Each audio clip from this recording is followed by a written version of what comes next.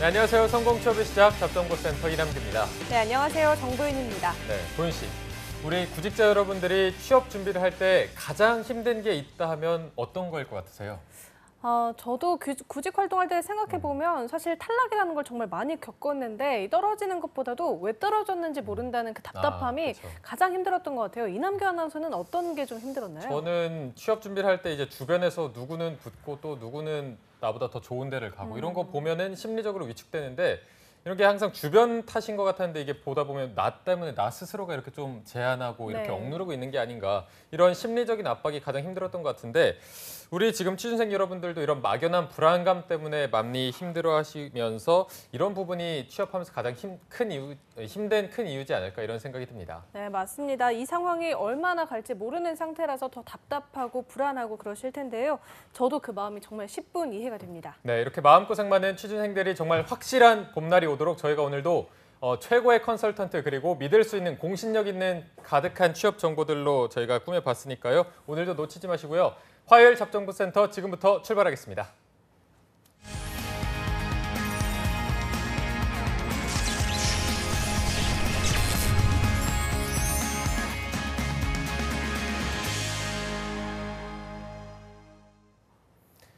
네, 춥고 어둡고 막막한 취준생 여러분들에게 인생의 봄날을 안겨드릴 특집입니다. 봄날은 온다 시즌 2. 자, 어제 이어서 오늘도 현대백화점 그룹의 공채 합격 비법이 이어질 예정인데요.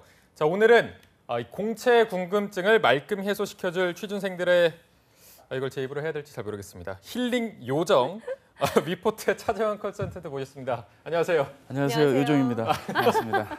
대체 작가님께서 저를 많이 좋아해 주신 거라 생각하고 네. 감사한 마음으로 받아들이겠습니다. 아까 하셨던 말씀이랑 좀 다른 것 같은데. 그러게요. 온에어가 들어왔네요. 네, 열심히 오늘 최선을 주말에 다하겠습니다. 진짜 바쁘시죠? 예, 열심히 지금 지내고 있습니다. 요즘 바쁘시죠? 방송하시느라. 저희도 바쁜데 아마 지금 주말이 가장 바쁘시지 않을까 컨설턴트께서. 그렇죠. 이제 이번 주를 끝으로 공채가 거의 굵직한 기업들 마감이 되기 때문에 네. 열심히 노력을 하려고 하는데 예, 최선을 다하고 있죠. 네, 요정님 네. 힘내십시오. 힘나는 요정? 네, 잘 부탁드립니다. 네, 저희가 어제는 현대백화점 그룹의 계열사 중에 이 현대백화점과 현대그린푸드, 또 현대 듀티프리의 전략 비법을 알아봤는데요. 오늘은 현대 홈쇼핑의 전략을 알아볼 차례입니다. 네. 먼저 2018년 상반기 현대백화점 그룹 중 현대 홈쇼핑에서는 MD와 방송 PD, 영업 지원, 해외 사업, 경영 지원 직무 지원자를 모집하는데요.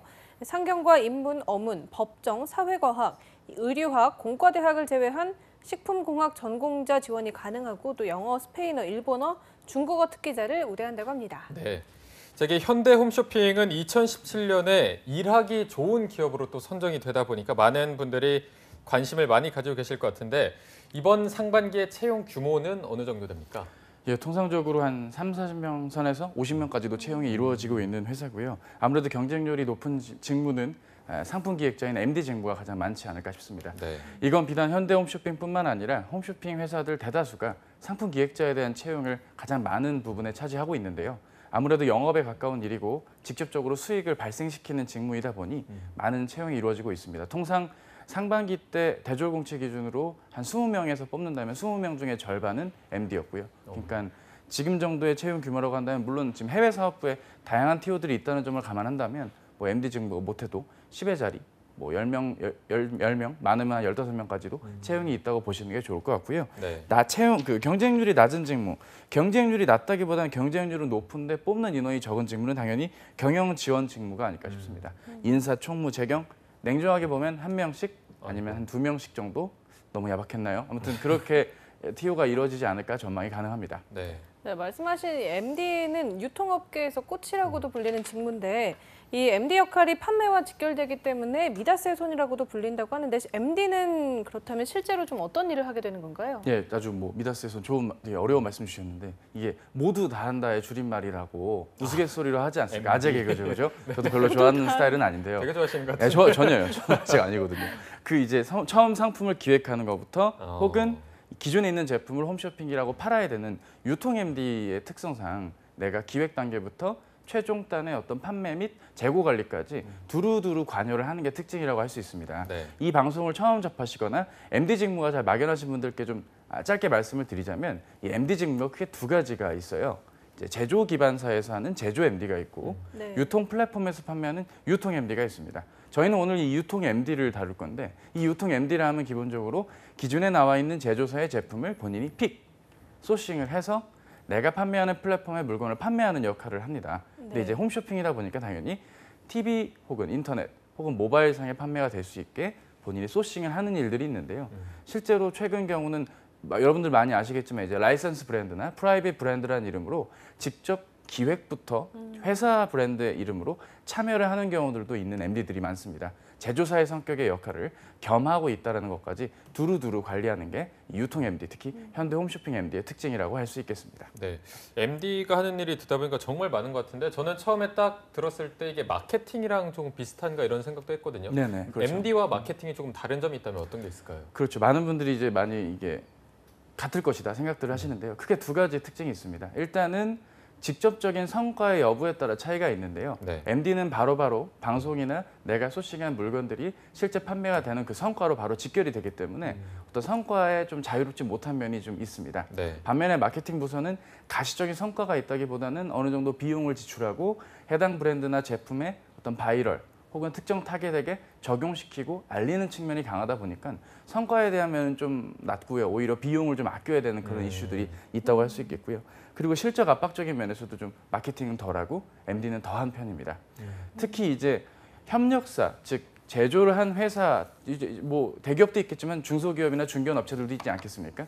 해당 제품을 특정 시간대에 판매를 했는데 시간대마다 매출이 나와야 되는 게 있거든요. 이를테면 오후 4시나 8시 때 이렇게 주부님들이 많이 보실 땐 시간당 2억은 나와야 된다. 예를 들어 이렇게 금액이 나온다 가정을 했을 때 네. 2억 원어치의 판매가 안 나올 경우엔 협력사한테 굉장한 부담과 미안한 마음이 MD에게는 있겠죠.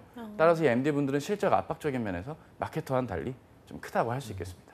그럼 그 연봉 혹시 연봉적인 차이도 조금 있는 편인가요? 압박이 더 심한 것 같은데. 예, 그렇죠. 아무래도 이제 그런 게 있어요. 이 일반적으로 이 홈쇼핑에서 MD가 물건을 판매하는 패턴에서 협력사와의 계약 관계가 있는데요. 정률제가 있고 정액제가 있어요. 네. 정률제가 뭐냐면 결국 판매한 금액만큼 비율에 나눠서 진행을 되는 거고요. 정액제라고 하면 특정 시간대엔 최소 이 정도의 금액이 어느 정도 보장이 돼야만 하고 그 이상으로 판매하면 그때 나누자 뭐 이런 식의 뭐 계약 관계들이 있는데요. 아무래도 정률제로 진행을 할수록 MD에게는 압박이 더 크겠죠. 그러다 보니까 실적이 좋은 MD분들에겐 연말이나 연초에 인센티브가 제공되는 등 연봉에서 보존받지 못하는 게 좀 부여받는 게 특징이라고 할 수 있고요. 그만큼 업무가 좀 가변적이고 협력사들도 많이 만나야 되고 네. 되게 많이 힘들 겁니다. 반면에 마케터분들 같은 경우는 어느 정도 목표가 있고 방향이 나올 거예요. 이번 뭐 봄 시즌, 벚꽃 시즌은 박스 안에 벚꽃을 넣자 뭐 이런 식으로 뭐 마케팅 방안이 나왔다 치면 계속 어디 벚꽃이 안 시들고 오래 가나요? 뭐 생활을 보나요? 조화를 보나요? 이게 어떤 효과가 있나요? 타겟 중에는 어느 타겟에게 이걸 먹히면 적용하면 좋을까요? 뭐 이런 걸 고민하고 적용하고 실행하는 쪽에 일이 더 많다 보니 좀 업무의 정도가 덜 가변적이겠죠. 네. 확실히 MD와 마케팅이 조금 이제 확실히 구분이 되는 것 같은데요. 차쌤이 이전에 홈쇼핑 업계에 계셨잖아요. 네. 아무래도 MD분들 많이 만나셨을 것 같은데 그렇죠. 이 MD들이 가지고 있는 공통적인 특성이나 성향 같은 게 좀 있던가요? 예, 일단은 성향을 말씀을 좀 드리기 앞서서 좀 놀랐던 게 있어요. 일반적으로 MD라고 하면 괜히 이렇게 좀 사람이 아웃고잉하고 이게 네. 좀 밝아야 될 것 같지 네네네. 않습니까? 근데 제가 예전에 있던 직장에선 그 친구 쪽 MD 선배님이셨는데 남자 선배님이셨는데 굉장히 차분하고 조용하시고 조심스러우셨던 분으로 기억을 해요. 네. 되게 조용하신데 그냥 이렇게 지금 MD 분이 맞나 그냥 지원 파트에서 이렇게 회계 일 하실 것 같이 네. 되게 조용하시고 꼼꼼하신데 알고 보니까 이제 그게 실제로 어떤 수치를 어떤 예측한다거나 재고 관리적인 측면들 혹은 생방송에서 벌어지는 여러 가지 것들을 감안하는데 굉장히 또 중요한 역할을 또 하더라고요. 따라서 막연하게 내가 사람이 좋고 긍정적인 것만은 아니고요. 오히려 이렇게 좀 내성적인 분들도 자기 역할에 대한 몰입도가 뛰어나면 자기 역할을 또 수행할 수 있다는 점에선 뭐 어떤 특징이 있다기보단 아이고잉한 분도 있고 내성적이지만 역할 몰입이 분명한 분도 있겠다 말씀을 좀 드릴 수 있겠습니다. 네. 저를 보더라도 저 내성적인 사람이거든요. 근데 되게 열심히 지금 하고 있지 않습니까? 네, 그렇죠. 네. 알겠습니다. 이건 정도네요. 당황하셨네요. 네, 열심히 하고 있습니다. 저는 또 이제 개인적으로 드는 생각이 홈쇼핑 MD를 지원한다고 하면은 홈쇼핑 방송 채널을 저는 봐야 된다고 생각하는데 이거를 그러세요? 뭐 시험 보기 전에 네. 직접 보고 가는 게 맞는 건지 그렇죠. 어떤가요? 실제로 그 이제 좀 잠시 후에 다루겠지만 캠퍼스 면접이나 임원 면접 같은 데 갈 때 질문을 하시는 경우들이 있다고 하더라고요. 네. 뭐 자네는 우리 회사에 대해 얼마만큼 아는가?라고 질문을 했는데 네, 저는 많이 좋아합니다. 실제로 방송을 봤습니다. 그래? 최근에 언제 봤나? 어제 봤습니다. 그래? 그럼 뭘 봤나? 네, 뭐 후라이팬, 건조다의 후라이팬을 봤습니다. 그거는 타 방송 사건에 죄송합니다. 죄송합니다. 하이 이러면서 그냥 떨어지는 거거든요. 그냥 볼 거면 제대로 보는 게 맞고요. 네. 못 봤더라도 본인이 꼭 TV 방송이 아닌 여러 관심사들이 있을 거 아니겠습니까? 네. 몰도 있고요. 앱도 있고요. 만날 수 있는 채널 접점이 많기 때문에 단순하게 방송을 보는 게 정답이라기보단 볼 거면 제대로 보고요.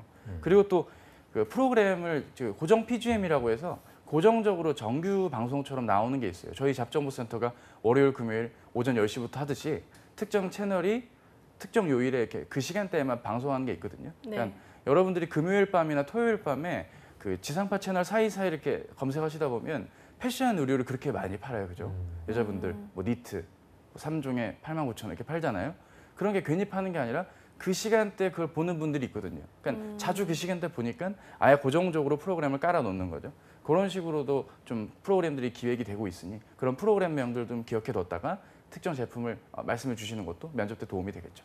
네, 확실히 면접 때 좀 솔직한 것도 좋고 또 TV라는 특정 채널을 좀 고집할 필요는 없는 것 같아요. 만날 수 있는 채널이 요즘은 굉장히 다양하니까. 그렇죠. 그리고 제가 좀 전에 채용 조건을 소개해드렸는데 이 현대홈쇼핑 채용 우대 조건을 보면 외국어 우대가 많아요. 근데 영어랑 일본어, 뭐 중국어까지는 이해가 되는데 스페인어 우대는 약간 생소하거든요. 왜 스페인어를 우대하는 건가요? 일단은 스페인 진출이 아니고요. 스페인어를 쓰는 국가인 멕시코라던가 남미, 중남미 지역으로의 진출이 이루어지고 있을 예정입니다. 네. 실제로 홈쇼핑사들이 이제 유럽 쪽에 대한 진출을 희망을 했지만 막상 진입이 어려웠던 상황이고요. 대부분 이제 홈쇼핑사들의 해외 사업 진출이 조인트 벤처식으로 진행이 되다 보니까 현지의 어떤 방송사와의 연결이 굉장히 중요하거든요. 그러니까 홈쇼핑이란 사업의 특성상 채널 사업자랑 꼭 끼고 들어가야 되는 게 사업의 특징이라고 할 수 있는데 그런 진입 장벽적인 면에서 좀 관대한 면이 즉 홈쇼핑이 활발하지 않은 지역에서 진출할 때 좀 효과가 있다는 점에서 중남미 지역 진출을 좀 적극 고민을 하는 것이고 그 중남미 지역 중에 하나인 멕시코라던가 콜롬비아 그 남부 일대 지역에 포르투갈어나 스페인어를 쓰는 분들을 앞으로 좀 기용을 해서 해외 사업으로 이제 진입을 지금 알아보고 길게는 7년, 짧게는 3, 4년 이내에 사업을 진입하기 위한 초석으로서 이 언어 국가 쓰는 분들을 좀 많이 우대하는 게 아닐까라는 판단이 됩니다. 네. 이렇게 사업 방향을 알고 있으면 분명히 자기를 어필하는 데도 충분히 도움이 될 것 같은데요. 이게 해외 근무를 희망하는 어학특 기자의 경우에는 합격하고 나서 바로 또 해외로 나가서 근무하는 게 가능한가요? 예, 이제 많은 분들이 그렇게 될 거라고 믿고 지원하기 전부터 고민을 하는 분들이 계세요. 나는 아직 정리가 안 됐는데 어떡하면 좋냐 이러시는데 네. 절대 그러지가 않고요. 진짜요? 최소 대리직급 이상은 될 때까지는 아. 본인이 알고 있는 인사이트나 통찰력 기반으로 보고서를 쓰신다거나 해외 출장을 가시거나 하는 게 있겠지만 현지 법인으로 주재원을 간다거나 파견 가는 일은 거의 없으실 겁니다. 부담을 거두시고요. 과감하게 지원을 해보시는 게 좋겠네요. 네. 자, 저희가 현대백화점 그룹의 공채 합격 비법을 알아보고 있는데 어제에 이어서 오늘도 정말 꿀팁들 그리고 현실적인 조언들이 이어지고 있습니다. 저희가 현대백화점의 채용 전형 어제도 말씀드렸지만 다른 기업과는 조금 남다른 유형으로 전해지고 있다 이런 말씀을 드렸는데 어떻게 다른지 자세히 한번 살펴보도록 하겠습니다. 네, 현대백화점 그룹은 채용 방식이 3가지로 진행이 됩니다. 먼저 스펙 타파 오디션은 4월 10일 오후 6시까지 진행되고요. 학교 취업 지원실 추천으로 진행되는 캠퍼스 리퀘스트는 4월 5일에 마감입니다만 학교별로 일정이 다르기 때문에 지원자 여러분의 학교로 문의를 해보시는 게 가장 정확합니다. 네. 또 마지막 학교 현장 면접으로 진행되는 캠퍼스 리크루팅은요. 지금 현재 1차 학교는 마감됐고 2차가 진행 중인데 2차는 4월 6일부터 시작해서 9일 마감으로 해당 지원자분들은 일정을 참고하시면서 지원하시는 게 좋겠습니다. 네, 이렇게 듣다 보니까 정말 독특한 채용 방식인 것 같은데 어떻게 다른지 한번 자세히 살펴볼 필요가 있을 것 같아요. 예, 일단은 그 소위 이제 닫힌 채용이라고 불렸던 그 네. 과거의 그 이력들이 있었어요. 소위 코드가 나오는 학교에만 찾아가서 리크루팅을 진행했던 현대백화점 그룹이 좀 여러 고민 끝에 이런 전형이 지금 시도가 된 게 아닐까라는 판단이 되고요. 일반적으로 이제 메인 4대 그룹사, 현대백화점 그룹 안에 있는 4대 계열사의 채용이 이렇게 있는데 중복 지원 같은 걸 묻는 경우들이 더러 계세요. 네. LG그룹의 여러 계열사들처럼. 근데 여기는 계열사 공채를 하는 곳이 아니라 이 4개 그룹사 안에서는 중복 지원은 힘들고요. 다만 현대 리바트와 같이 추후에 이제 현대백화점 그룹으로 진입한 곳은 별도의 지원이 또 가능한 그런 차이가 있겠습니다. 네. 이전에 이제 닫힌 채용으로 진행을 하다가 많은 고민 끝에 이런 채용 방식을 취하게 됐다고 했는데 아무래도 이 인사팀에서 좀 많은 고민이나 약간 그런 고심의 흔적이 있었겠죠. 이게 왜냐면은 스펙으로만 사람을 뽑다 보니까 일을 잘할 거라는 막연함으로 시작을 했는데 뭐 조직 이탈성도 있고요. 어느 정도 조직 적합도 그리고 특정 직무의 경우는 뭐 MD라든가 백화점의 영업 관리, 그린푸드에서의 뭐 식자재 관련 영업 등 특정 직무에서 과연 이 친구가 로열티를 가지고 오래 근무할 수 있는지 등은 스펙과는 별개로 한번 직무 중심의 채용을 이끌어보자 혹은 현대백화점 그룹의 구성원에 가까운지를 한번 살펴봐야겠다는 어떤 기준 아래 진행이 됐다라고 좀 판단이 됩니다. 실제로 2015년도부터 이게 진행이 됐고 그 당시에 이제 지금은 뭐 과장님이 아니겠지만 그 당시 채용을 했던 분의 인터뷰 내용만 보더라도 어느 정도 답이 나오는 상태인데요. 네. 뭐라고 하셨냐면 이제 사람 대 사람이 만나는 어떤 그런 서류 평가의 성격을 좀 담아서 이 리크루트를 진행했다라고 말씀을 주고 계십니다. 뭐 일부 컨설턴트라든가 일부 담당하는 분들 입장에서는 너무 고리타분하다. 말을 지어낸 거 아니냐 이렇게 말씀하시는 분들이 있는데 저는 좀 생각이 다릅니다. 오히려 이렇게 대면으로 사람을 상대하는 것 글이 아니라 느낌으로써 어느 정도 이 친구가 진정성 담고 지원 의지가 있는지를 직접 확인하겠다는 의지가 있기 때문에 오히려 이런 인사팀의 태도는 저는 옳다고 보고요. 다만 학교가 닫혀 있지 않고 여러 전형으로 학교 추천 채용이나 패셔니스타 전형과 같은 것으로 좀 외연을 넓히는 면에 있어서는 오히려 좀 긍정적으로 나아지고 있지 않은가 판단을 하게 됩니다. 네, 저희가 또 전문가의 말을 인용해서 봤더니 뭐 화려한 성적과 어학 점수가 중요하지 않고 유통에 대한 이해 그리고 사람들과 관계에 있어서 능동적이고 적극적인 인재를 필요로 한다. 어쨌든 그 사람과 만나서 보고 그 사람의 역량을 판단하겠다는 건데 네. 어쨌든 지원자 입장에서는 서류 한 장 쓰는 것도 솔직히 힘들잖아요. 근데 그렇죠. 뭐 대면 면접까지 하려면 피로도가 너무 높아지는 건 아닌지. 그렇죠. 이제 지원을 하는 입장에서만 보면 굉장히 피곤한 전형이죠. 가뜩이나 지금 바쁘고 네. 내가 지금 쓸 곳이 편의점도 있고 특히 문과분들은 그렇잖아요. 편의점도 있고 백화점도 있고 많은데 회사 입장에서는 조금이라도 효율적으로 운영을 하고 싶고 진정성이 있는 지원자를 선호하려다 보니까 이왕이면 허수 그러니까 그냥 찔러놓고 보자는 식의 지원자는 최대한 배제한 채 정말 오고 싶은 분을 대면으로 뽑겠다라는 그런 의지가 담겨 있다고 할 수 있겠고요. 이게 특히 문과분들 중에 이제 영업을 막연하게 접근하시는 분들이 있거든요. 제가 특정 어떤 연령대를 비하하겠다가 아닙니다. 아직 구직 활동에 인볼브, 참여도가 좀 낮은 친구들의 특징은 그냥 막연하게 화려해 보이거든요. 이 현대백화점 그룹의 업무들이 그렇게 화려한 일만 하는 곳들이 분명 아닙니다. 고객들이 구매와 쇼핑으로서 가치를 느낄 수 있게 밑단에서 고생을 하고 되게 터프한 업무들을 진행하시는 곳이다 보니 어느 정도 각오를 하고 고민을 한 지원자를 뽑겠다는 의지가 어느 정도 나와 있고요. 저 인터뷰 기사 내용도 나와 있지만 일단 유통업이고 환상을 버려야 되고 정말 여기서 일할 수 있는 사람을 뽑겠다라는 정말 일할 머리가 준비된 사람을 뽑겠다라는 의지가 담겨 있는 전형이다 보니까 너무 이렇게 삐딱하게 보진 마시고요. 뜨끔해 하시는 게 오히려 맞을 것 같아요. 실제로 자기소개서 문항이 그렇게 어렵지가 않은 거거든요. 어디까지나 참고용이라는 것만 기억해 두셔도 스트레스 안 받으시면 좋을 것 같습니다. 네. 네, 저도 대학교 다닐 때 이 캠퍼스 리크루팅 전형에 응시를 했었는데. 그러셨어요? 네네. 실제 합격까지 했어요. 그래요? 네네네. 근데 더 이렇게 멋진 일을 또 이렇게 진행하시네요. 축하드립니다. 실제로 아닙니다. 어땠어요? 그 전형 같은 예, 한번 진행이 말씀 좀 어떻게 되고. 들어주세요.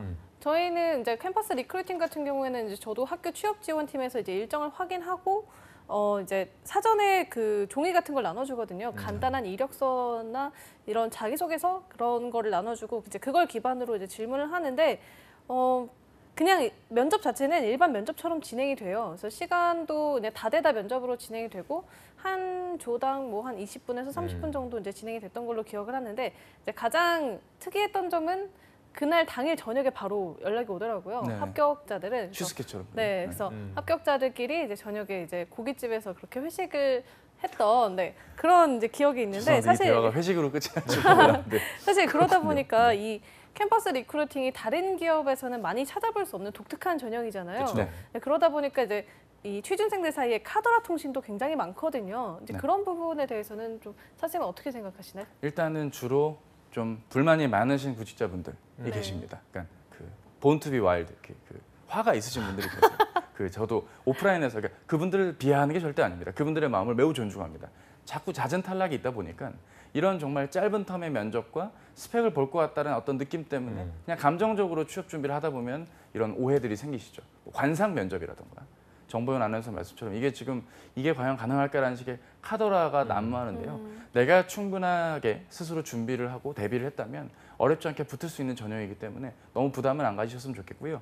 서운해 마시고 더 적극적으로 지원을 해주신다면 어떨까 싶네요. 네, 그럼 저희가 현대백화점 그룹 공채 전략을 하나하나 짚어보도록 할 텐데요. 먼저 스펙타파 오디션 워너비 패셔니스타부터 살펴보도록 하겠습니다. 사실 이런 류의 오디션 형식은 한 기업들이 2, 3년 전부터 행해왔던 걸로 알고 있는데 이게 워너비 패셔니스타, 스펙타파 오디션으로 불리는 만큼 아예 정말 스펙을 안 보는 건지 이게 정말 궁금하거든요. 네, 스펙을 보지 않습니다. 아예 안 보나요? 네, 아예 안 봅니다. 어, 뭐 철학과여도 어. 가능합니다. 네. 뭐 국사교육과 가능합니다. 체육학과 가능합니다. 인도학과 가능합니다. 다 과가 보셨죠? 전 중국학과입니다. 중국학과도 가능합니다. 어허. 다 됩니다. 문제는 이제 500잔의 자기 PR 아래 그거를 PPT나 PPT 슬라이드나 PDF로 이렇게 나를 알리는 건데 어떻게든 효과적인 키워드 아래 나를 알리시는 게 필요하겠죠. 그리고 뭐 이제 내가 딱히 내세울 게 없다라고 본인 스스로 이렇게 좀 깎아 뭉개시는 분들도 계세요. 스스로에 대해서. 절대 그러지 마시고 본인의 학부 시절 이후부터 지금까지의 과정을 좀 일목요연하게 정리를 해줄 필요가 있는데요. 문제는 여기까지의 멘트는 사실 이런 방송에서 컨설턴트 분들이 흔히 하실 수 있는 수준의 원론적인 답변이었고요. 강사로서 제가 네. 취업 컨설턴트로서 제가 드리고 싶은 말씀은 어. 죄송하지만 이번 전형은 본인에게 해당이 안 될 소지가 크다라고 말씀을 아이고. 드리고 싶습니다. 아 진짜요? 예, 네, 그렇죠. 안타까운 얘기죠. 네. 스치듯 안녕이에요. 네. 아무 일 없듯이 스쳐가줘요. 네. 이수영 씨 2집 앨범이죠. 스치듯 안녕 같이 그냥 이도저도 아닌. 그러니까 아유. 본인이 정말 특이한 네. 정말 이력이 있거나 확 튀지 않는 이상 사실 이 전형을 뚫는 게 쉽지가 않거든요. 실제로 제 학생 중에 학생이 본인 이름 밝혀도 괜찮다고 했어요. 정유진 학생이 이거랑 비슷한 SK 바이킹 챌린지를 네. 지원을 합니다. 네. 그 조선시대 보부상 의상을 입고 갔어요. 와 진짜요? 예, 그래서 와. 와. 을지로에서부터 그 보부상 저한테 사진을 보내주셨는데 와, 되게- 집신이랑 이게 신고 다 야. 이렇게 머리 이렇게 이고 있죠. 상도처럼 이렇게 입고 가서 면접을 봤다고 하네요. 그런 느낌으로도 사람들이 지원을 하고 있는데 그 특이한 이력이 있거든요. 판매를 했던 이력들이 많다 보니까 그렇게 본인 의상을 그렇게 잡은 건데 여기는 그렇게까지 의상을 입어야 될 곳은 아닙니다만 특이한 이력들이 분명 존재를 하거든요. 뭐 되게 많은 이력들이 그냥 단순히 내가 학교 때 이 전공했고 이 대외 활동했기 때문에 내가 책임감이 넘쳐요라는 식의 일반론적인 면접 답변이 아니라 정말 특이한 경험을 통해 내가 얻은 것 혹은 평범한 경험들의 연속이지만 규칙적으로 반복되어 나의 어떤 강점으로 키울 수 있는 그런 것들이 좀 드러나야 되는데 사실 지금 구직 활동하기도 빠듯한 데다가 구직의 활동을 많이 하지 않은 분들이라면 아무래도 좀 어렵겠죠. 그래서 미안하지만 죄송하지만 스치듯 안녕 안녕이다. 말씀을 아이고. 드리고 싶습니다. 당황스럽네요. 굉장히 솔직하게 말씀을 해주셨는데 이렇게 그 특이한 이력이 있어야 된다는 거 외에도 이 전형을 추천하지 않는 이유가 또 있으신 건가요? 일단은 규모가 굉장히 적습니다. 이거는 만약에 이게 정말 메인이면 제가 오늘 그 패셔니스타 오디션 특집을 했겠죠. 여러분 복장 어떻게 하면 좋을까요? 이러면서 이제 복장 얘기도 하고요. 근데 그런 게 아니거든요. 네네. 분명 TO는 적을 것입니다. 그러니까 특정인을 위한 전형이라기보단 본인이 한번 냉정하게 판단을 해보시고요. 근데 그게 있죠. 일반적으로 내가 지원한 우리 학교에 이 캠퍼스 리크루팅이 오지 않는 경우인데 현대백화점 그룹에 가고 싶다. 그럴 경우라면 적극적으로 본인의 경험을 이력을 좀 냉정하게 정리를 해주고 하나의 경험 가지고 계속 설명을 하셔도 무방하니까 내가 조금이라도 차별화될 수 있는 포인트를 잡아가시는 게 필요하겠고요. 그런 TO도 적고 투입돼야 될 시간도 분명히 많거든요. 어떤 PPT나 PDF 파일의 논리도 구축을 해야 되고요. 흐름이 있기 때문에 그 스토리텔링하는 면의 시간도 많이 소요가 됩니다. 여러분들이 이제 인접성 문제도 풀고 계셔야 되고 면접 준비도 하셔야 되니까 이거 하나에 너무 매몰되기에는 좀 무리가 있겠죠. 네. 어쨌든 준비하실 분들은 준비를 하고 계실 텐데 이런 분들을 위해서 조금 어떻게 대비해야 될지 팁 좀 알려주세요. 일단은 진심으로 거짓이 없이 자기 얘기를 하셔야 된다는 게 특징입니다. 실제로 많은 분들이 자기 이력이 아닌데 마치 이력인 양 빙의를 하시고 네. 어설프게 접근하셨다가 되레 이제 공격을 받거나 안 좋은 압박 면접 질문을 받을 소지가 있는데요. 네. 그리고 또 어설프게 이제 회사랑 나를 매칭하시려는 분들이 계세요. 이를테면 현대백화점 그룹의 핵심 가치인 뭐 A라는 것과 나의 어떤 연관이 닮았다. 예를 들어 회사 열정과 도전을 캐치프라이즈로 가지지 않은 회사가 어디 있습니까? 그러니까 뭐 도전을 하는 회사? 어머 나도 도전했는데 이러면서 둘인 닮았다 이런 식으로 접근을 하시는 분들 제발 부탁인데 그 얘기만 안 하셔도 고민을 했다는 흔적이 좀 드러날 것 같거든요. 좀 한번 그런 쪽으로 접근을 좀 고민을 한 흔적이 드러나야 되고 거짓이 없어야 된다는 것 꼭 좀 말씀을 드리고 싶습니다. 네. 네, 이 패셔니스타 전형에는 앞서 이제 차쌤께서 그 굉장히 특이한 이력을 가진 친구들이 많이 지원을 한다라고 말씀하셨는데 구체적으로 좀 어떤 친구들이 좀 지원을 하는 편인가요? 일단은 팟캐스트에서 상위권에 랭커된 어떤 유저, 우와. 그 컨텐츠 크리에이터, 네. 그리고 아프리카 BJ, 인스타그램의 인플루언서, 그리고 아버지랑 12개 국가를 같이 여행해갖고 책을 쓰신 사람, 그리고 레크레이션 강사로 30회 이상 외부에서 활동을 하셨던 분들, 그리고 뭐 래퍼 출신도 있어요. 뭐 믹스테이프를 출간하신 분들, 어허. 그리고 뭐 알바 하신 분들, 알바를 되게 여러 종류로 했다. 되게 극한 알바 같은 거. 뭐 이렇게 뭔가 특이한 이점이 있는 분들 위주로 지원을 할 때 이런 분들이 그냥 편안하게 자기 스토리텔링을 털고 거기에 맞는 의미 부여를 해주는 게 낫겠고요. 그러면 약간 위화감이 드실 수도 있겠어요. 하지만 조금이라도 본인이 차별화된 규칙된 키워드가 있다면 이런 경험을 안 하신 분들에게는 좀 본인에 대한 경험 정리가 일정 부분 이루어져야 되고 키워드 중심으로 정리가 되어야겠다 말씀을 좀 꼭 드리고 싶습니다. 네. 아까 극한 알바도 말씀해 주셨는데 뭐 사자 양치질 알바에 돌고래 아가미 청소 알바 이런 건 저 처음 들어봤거든요. 네, 이렇게 정말 듣도 보도 못한 이런 경험이 있어야만 통과할 가능성이 높은 걸까요?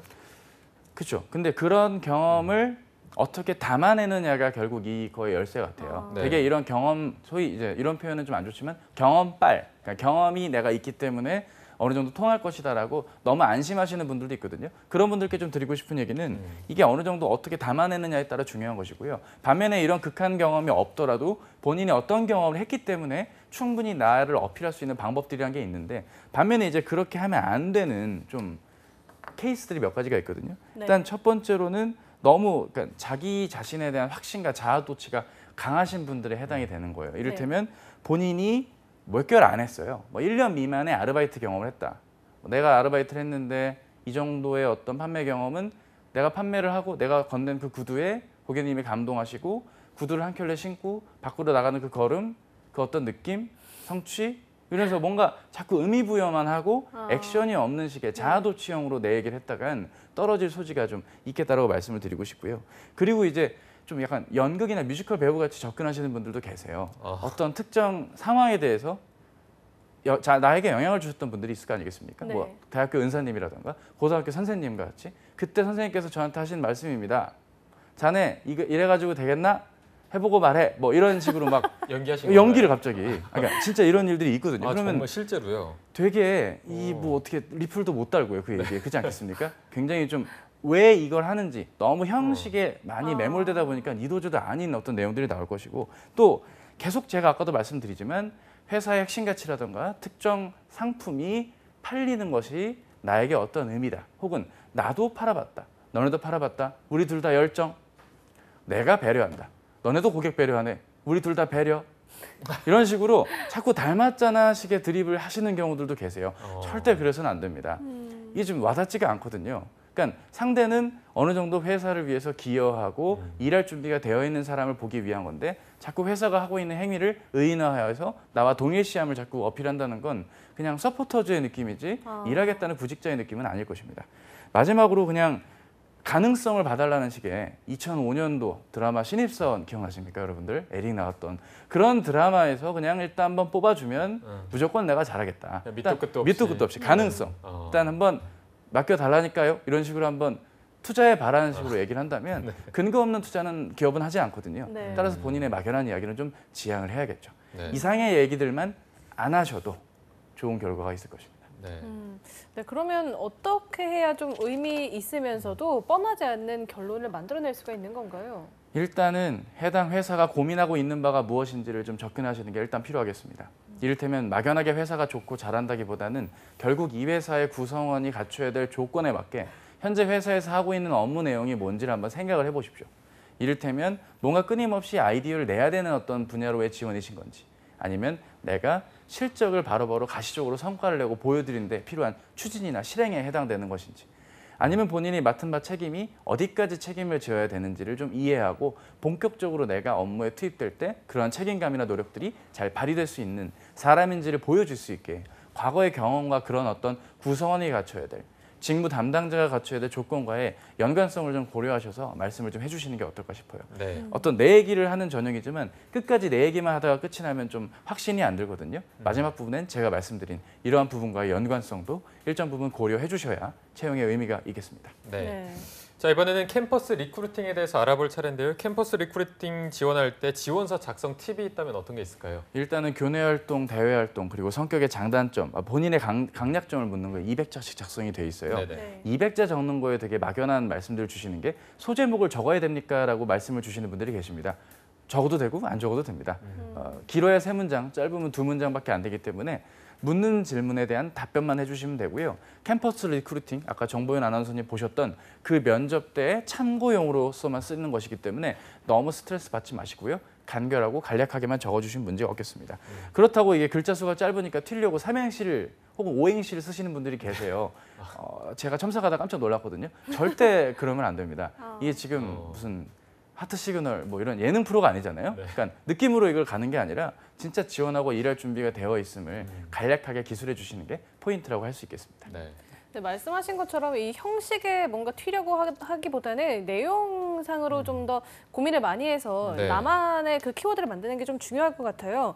이렇게 여기서 쓰는 여기 중에 그 장단점이 그럼 가장 관건이 되는 걸까요? 관건이라기보다는 많은 분들이 그나마 고민을 할 수 있는 영역이 아닐까 싶어요. 다른 분들과 좀 차별화를 두기에 거의 유일한 부분이 아닐까 싶은데 문제는 여기서 꼭 하지 말아야 될 것 2가지를 지금 말씀을 드리고 싶어요. 일단은 해외 체류 경험.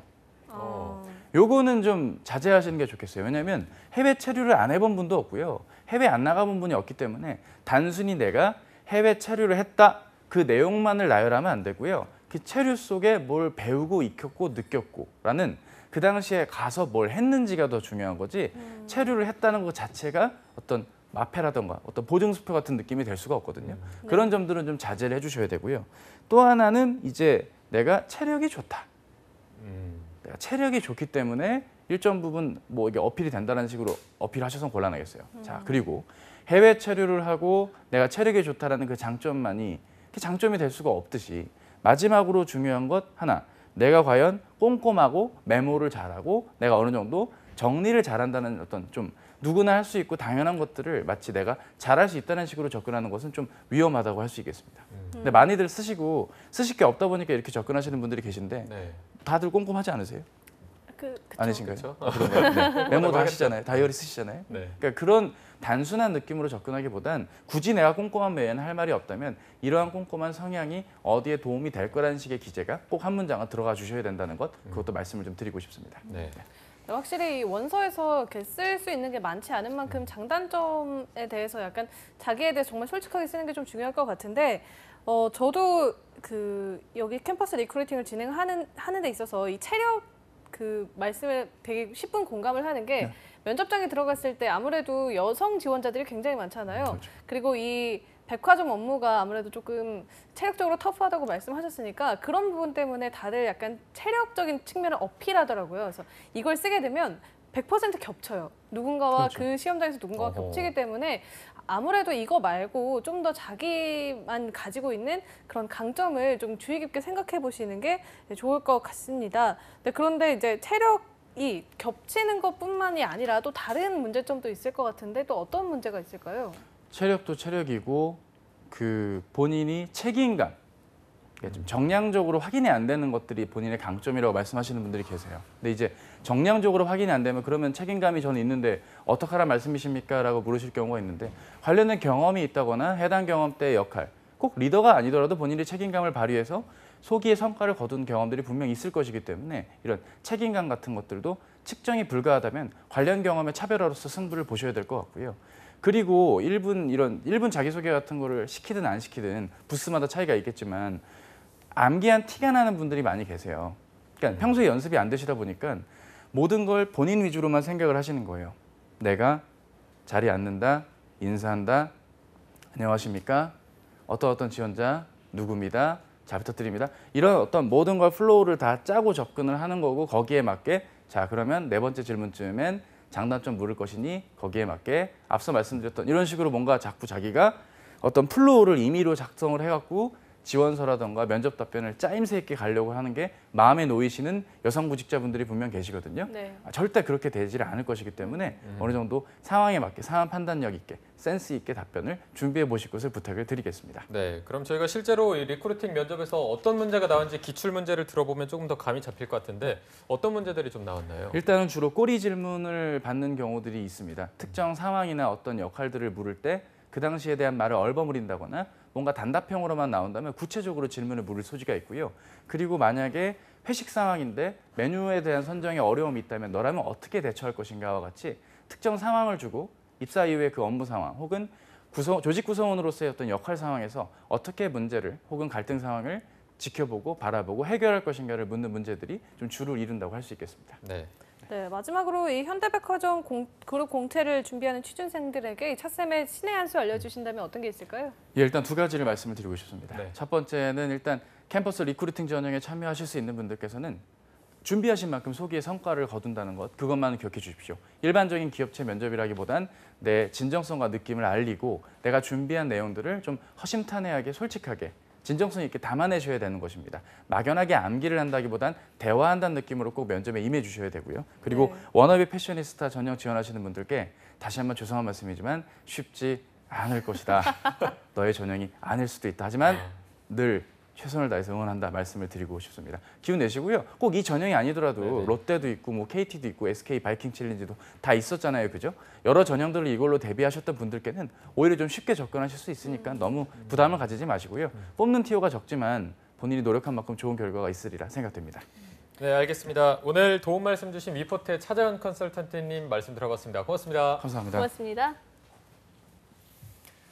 네, 잡정보센터 1부에서 준비한 소식은 여기까지고요. 잠시 후 2부에서는요. 한유진 캐스터와 함께하는 전국 각지의 생생한 채용 소식을 알아보는 일자리 방방곡곡이 준비되어 있고요. 네, 100만 취준생들의 인권을 위해서 열리라는 코너죠. 취준생 인권위원회도 준비되어 있으니까요. 네, 어디 가지 마시고요. 채널 고정!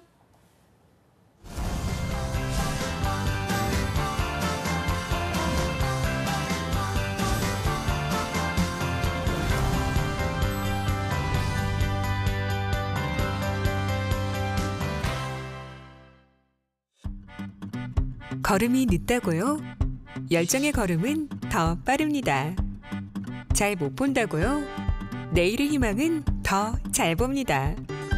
표현 방법이 다르다고요? 소통의 대화는 더 따뜻합니다. 더불어 일할 때 희망은 빨라집니다. 일자리는 나누고 희망은 더하며 누구나 동등하게 땀으로 평가받는 함께 일터. 모두가 행복해지는 일터입니다. 함께하자는 생각, 모두의 대한민국을 만듭니다. 당신은 능력자입니다. 손가락만 까딱하면 누군가를 울릴 수도, 아프게 할 수도, 포기하게 할 수도 있습니다. 하지만 당신은 누군가를 기쁘게 할 수도, 행복하게 할 수도 있으며 다시 뛰게 할 수도 있습니다. 손가락만 까딱하면. 온라인 댓글, 당신은 어떻게 쓰시겠습니까?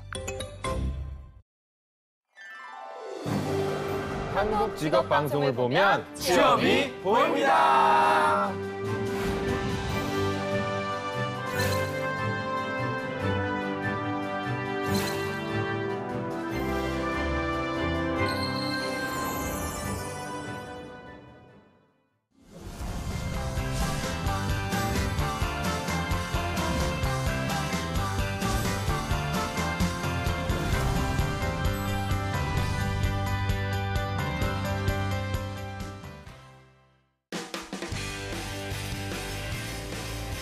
네, 성공첩의 시작 잡정보센터 2부의 문을 또 활짝 열어봤습니다. 저희가 2부에서는요.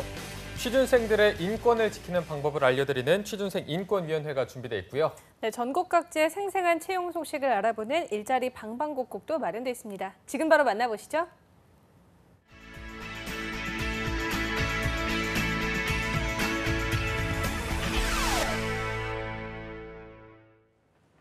네, 매일매일 전국 각지의 생생한 채용 정보를 알아보는 일자리 방방곡곡. 오늘은 부산 고용센터의 노혜윤 주무관님 연결해 보겠습니다. 주무관님 안녕하세요.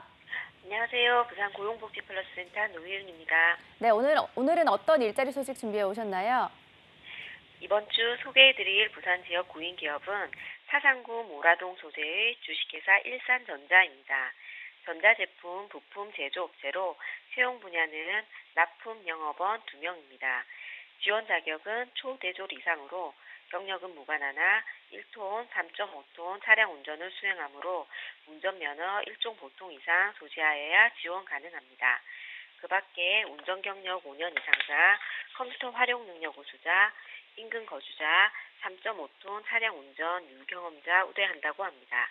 주 5일 오전 8시에서 오후 5시까지 근무이나 고객사의 생산 스케줄에 따라 근무 시간 변동이 있을 수 있습니다. 급여는 월 220만 원에서 월 235만 원, 상여금 200% 별도로 있으며 통신비 지원이 있다고 합니다.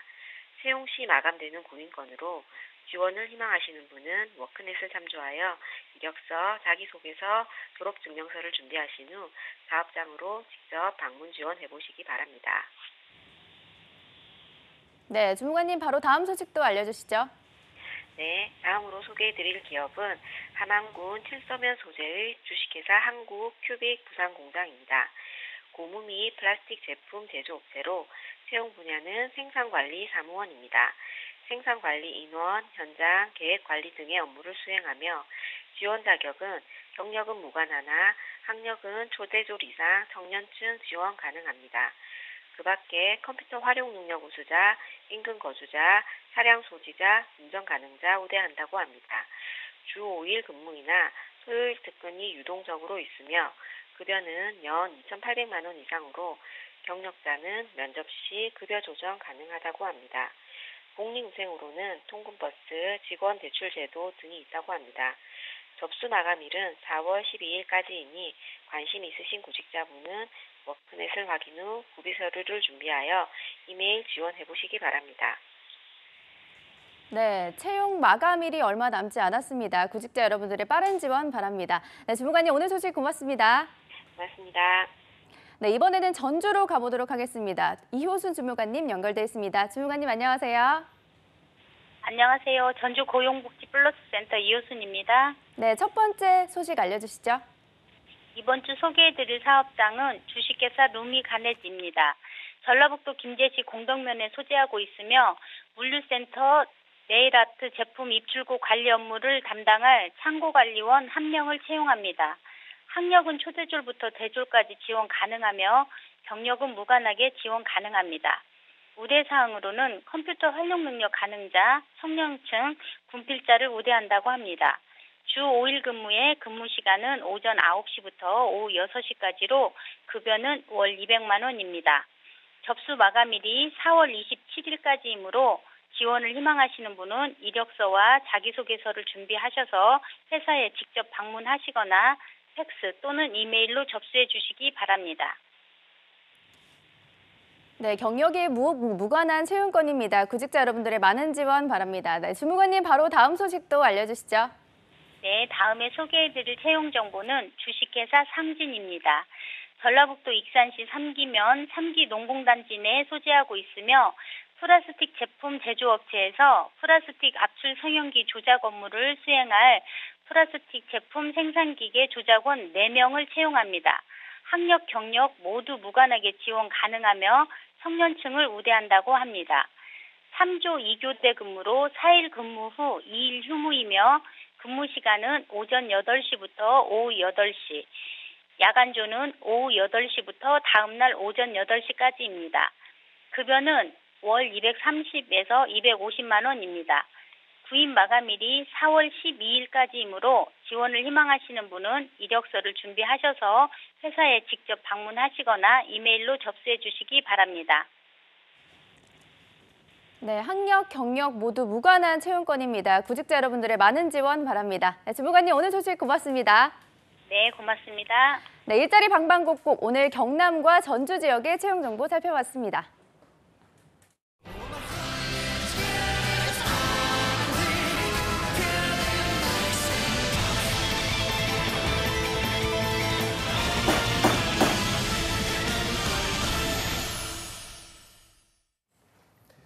네, 국회에서 취업준비생들의 인권을 위한 보호법 제정을 추진 중이죠. 이렇게 국회에서 취준생 인권 보호법을 위한 움직임이 있다면 네, 저희 잡정보센터에서는 취준생들의 인권을 지키는 방법을 알려드리는 취준생 인권위원회가 있습니다. 네, 그동안 몰라서 넘어가고 또 취업시장의 약자라서 알면서도 넘어가야 했던 우리 취준생분들 이번 이 시간을 통해서 당당하게 자기 권리를 지킬 수 있기를 기대해보겠습니다. 네, 오늘 도움 말씀 주실 현직 노무사 노무법인 한림경기의 김교원 노무사님 오셨습니다. 안녕하세요. 안녕하세요.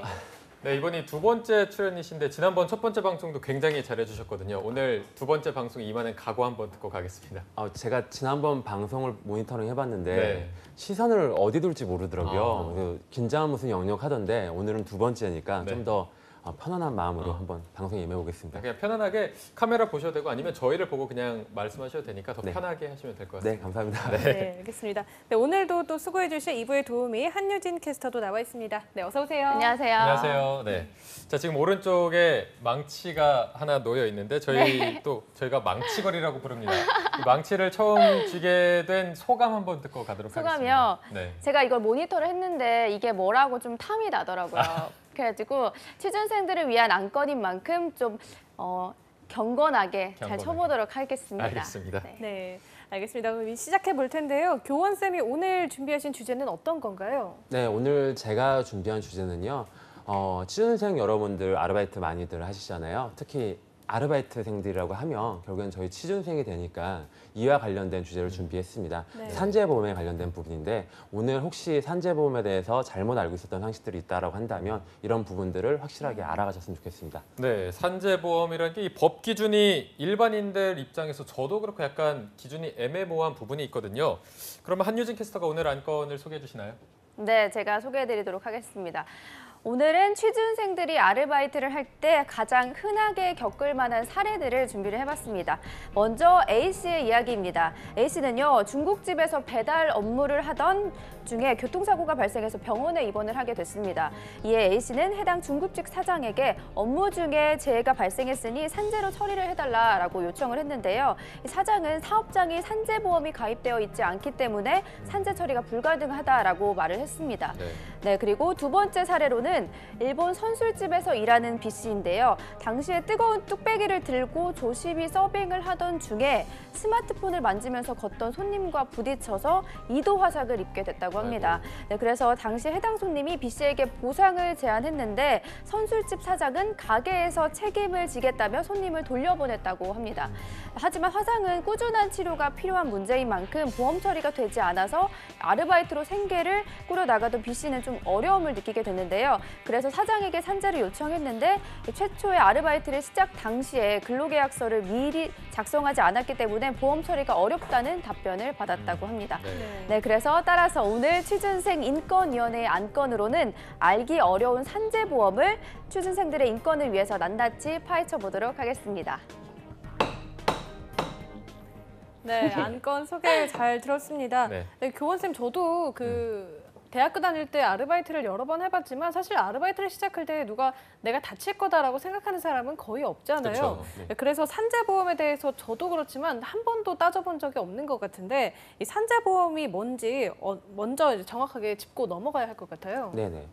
설명드리자면 저희가 이제 근로기준법이나 민법이나 뭐 업무상 재해를 입었을 경우에 보상할 수 있는, 그러니까 손해배상을 물을 수 있는 규정들은 존재하나 실제 이 부분에 있어서 가시를 입증하고 또 시간과 비용을 투자해서 민사소송을 간다는 거는 근로자 입장은 쉽지 않죠. 특히 네. 재해를 입은 근로자라면 더욱 그러하겠죠. 네. 그래서 이제 발생된 게 산재보험인데요.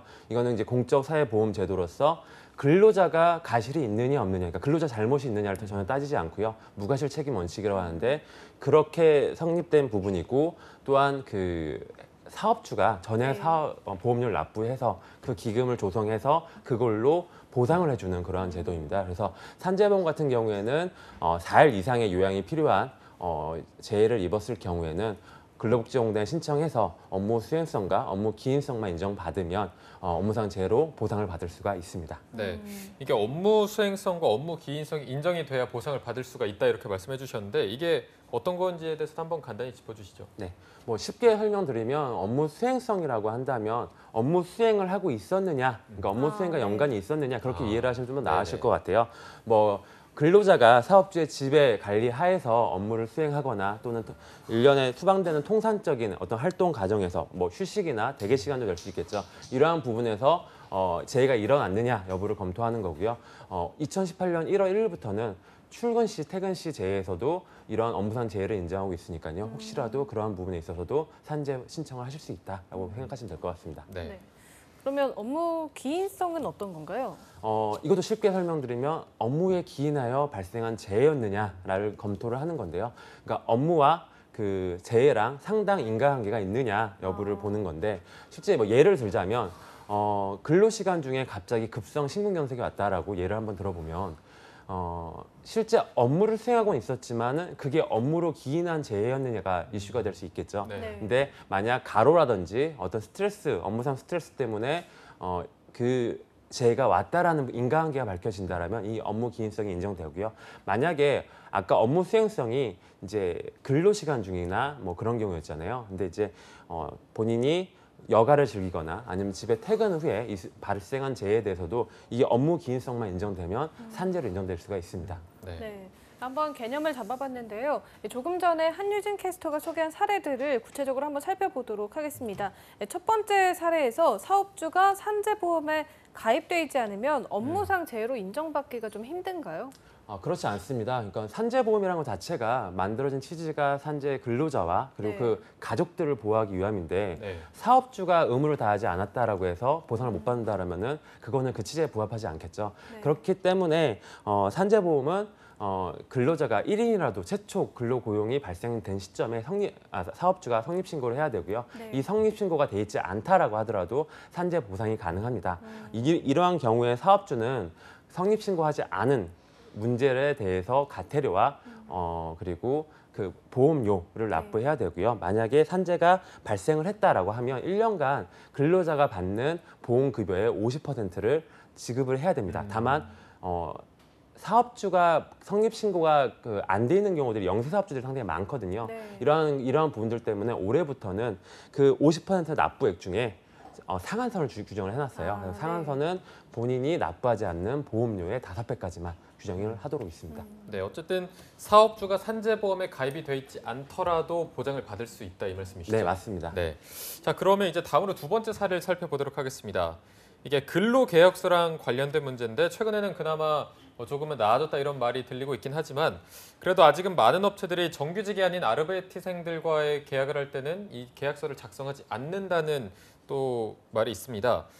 그렇다면 이 부분에 대해서는 또 어떤 법적 보호를 받을 수 있을까요? 네, 마찬가지인데요. 그러니까는 아까 말씀드렸던 대로 사업주가 의무를 다하지 않은 걸 가지고 산재 보상이 안 된다면은 이거는 그 취지에 부합하지 않겠죠. 네. 그래서 근로계약서 작성 의무는 사업주에게 있습니다. 사업주가 근로계약서를 작성하지 않은 걸 원인으로 산재 보상을 못 받거나 하지 않습니다. 그래서 근로계약서를 작성했든 안 했든 또는 근로계약서가 아닌 다른 계약서를 작성했다라고 하더라도 네. 근로자, 그러니까 아르바이트생 근로자가 맞기 때문에 산재 보상이 가능하고요. 또한 사업주가 동의를 하지 않겠다라는 경우들이 있어요. 이런 경우에도 동의를 하지 않아도 산재 보상은 가능하기 때문에 이 점 유의하시기 바랍니다. 네. 그러면 정리하자면 아르바이트생은 계약서를 굳이 작성하지 않더라도 사업자의 동의가 필요 없기 때문에 산재 요청이 가능한 부분이라고 정리를 할 수가 네, 있겠네요. 맞습니다. 네. 네, 근데 그 큰 되게 인기 예능이었죠. 얼마 전에 종영했는데 무한도전에서 무한상사라는 데서 이 정 과장이 야유회를 갔다가 감나무에서 떨어져서 약간 이렇게 바보가 되고 네, 그렇죠. 네. 그런 컨셉으로 나오는데 이 야유회라는 거는 엄밀히 말하면 업무랑은 조금 거리가 있잖아요. 이런 경우에는 업무상 재해로 인정을 받을 수 있는 건가요? 예, 뭐 저도 즐겨봤던 프로그램인데요. 네. 뭐 결론부터 말씀드리자면 업무상재해로 인정될 수가 있습니다. 그러니까 야유회나 뭐 송년회, 회식 이런 부분에 있어서 사업주의 지배 관리에 있었느냐가 중요한 부분인데 뭐 쉽게 설명드리자면 사업주가 그러한 모임을 강제를 했는지 아니면 모임의 목적이 무엇이었는지 주체자가 누구였는지 이런 것들 종합적으로 검토해서 사업주의 지배 관리 범위 하에 있었다라고 한다면 업무상 재해로 인정이 될 수 있고요. 네. 뭐 만에 하나 이게 그냥 자발적으로 친목을 도모하기 위한 근로자들의 모임이었다라고 한다면 그런 경우에는 사업주의 지배관리의 범위로 보지 않기 때문에 업무상 재해로 인정되기는 어려울 것 같습니다. 네, 알겠습니다. 그러면 이게 업무상 재해가 실제로 일어났을 경우에 어떤 보상을 받는지도 궁금하거든요. 네. 우선은 설명을 좀 드리자면 이제 저희가 업무상 재해로 인한 어떤 치료비 부분이겠죠. 요양을 하기 위해서 진찰료 그리고 약제비, 뭐 이송료도 필요할 수 있고 수술비도 필요할 수 있는데 네. 이 경우에는 요양급여라고 해서 그 치료비를 보존해주고 있고요. 그리고 휴업급여라고 해서 일을 못하는 기간 동안 가족과 그 당사자는 생활을 해야 되니까 평균 임금의 70%를 보상을 해주고 있고요. 또한 장애급여라고 해서 혹시 치료 후에도 장애가 남았을 경우에는 이 장애 등급에 따라 1급에서 14등급으로 나뉘는데 이 등급에 따라 일시금이나 연금 형태로 보상이 이뤄집니다. 또한 이런 일이 발생하면 안 되겠지만 혹시라도 근로자가 사망하게 되는 경우 유족들에게 유족연금이나 일시금 형태로 보상이 이뤄지고요. 이걸 유족급여라고 하고 또한 장내를 지내기 위해서 평균 임금의 121분의 장의비를 보상해 줍니다. 네. 네, 상당히 꼼꼼하게 보상이 이렇게 구비되어 있는 걸 알 수가 있는데 마지막으로 오늘의 안건에 대해서 쌤의 촌철살인 한마디 듣고 싶은데 해주시죠. 제가 어느 기사를 한번 봤는데요. 네. 그러니까 설문조사였습니다.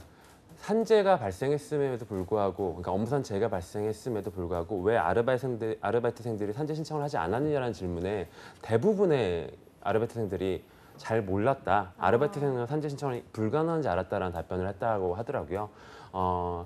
오늘 이 방송 꼭 보신 분들은 아르바이트생들도 산재 신청을 하실 수 있고 또한 취업 준비에 방해받지 않으실 수 있다는 점을 유념하셨으면 좋겠습니다. 네. 마지막 촌철살인 한마디까지 들어봤는데요. 오늘도 교원쌤이 알기 쉽게 전해준 법률 이야기 또 취준생 여러분에게 큰 도움이 되었으면 좋겠습니다. 오늘도 취준생 인권위원회를 위해 수고해주신 김교원 노무사님 그리고 한유진 캐스터 모두 고맙습니다. 고맙습니다. 감사합니다. 자, 저희는 내일도 현대백화점 그룹 상반기 공채 합격을 위한 자소서 전략을 짚어드리는 봄날은 온다 시즌2가 이어집니다. 내일 방송도 기대 많이 해주시고요. 네, 저희는 내일 오전 10시에 다시 웃는 모습으로 찾아뵙겠습니다. 시청해주신 여러분 고맙습니다. 고맙습니다.